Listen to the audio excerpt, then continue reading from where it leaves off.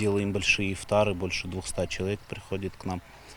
Как бы наша мечеть охватывает район от автовокзала до Курцов. И как бы многие на праздники приходят сюда. Мы стараемся сейчас привести мечеть в порядок, чтобы она была красивой, хорошей, законченной.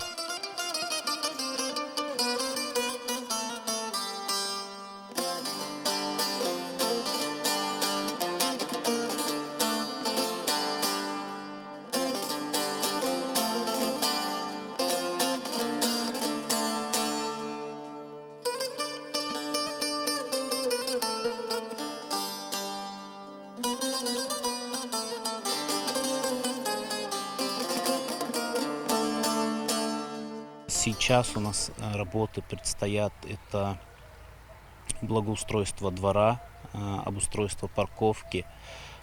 Мы сейчас разрабатываем проект фасада и проект, то есть двора, то есть весь ландшафтный дизайн и дизайн всех примыкающих построек. У нас предстоит строительство дома для имама, детской площадки, спортзала, он же ифтар-хане будет в дальнейшем. Поэтому на все это нужны нам средства большие и просим людей о помощи.